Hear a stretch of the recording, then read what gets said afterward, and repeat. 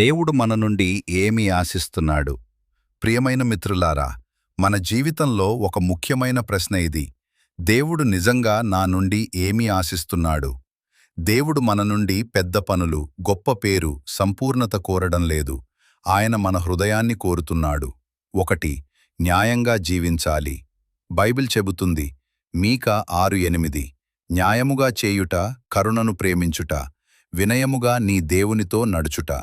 పాఠశాలలో, కాలేజీలో, పనిలో ఎక్కడ ఉన్నా నిజాయితీగా ఉండాలి.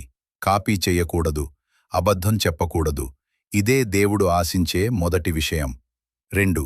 కరుణ చూపాలి. మత్తయి 5:7, కరుణగలవారు ధన్యులు. మనకు నష్టం చేసిన వారిని క్షమించటం సులభం కాదు. కాని దేవుడు మనలను క్షమించినట్లే మనం కూడా క్షమించాలి. దయగలచాలి. దయగల హృదయం దేవునికి ఇష్టం. 3. వినయంగా దేవునితో నడవాలి. గర్వం కాకుండా ప్రార్థనతో జీవించాలి.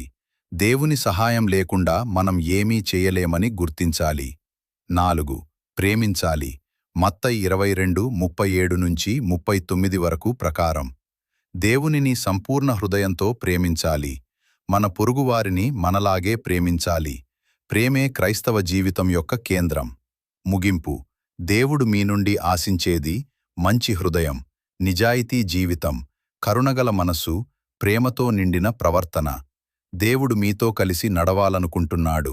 ఇదే దేవుడు మన నుండి ఆశిస్తున్నది. దేవుడు మిమ్మల్ని దీవించునుగాక. ఆమేన్.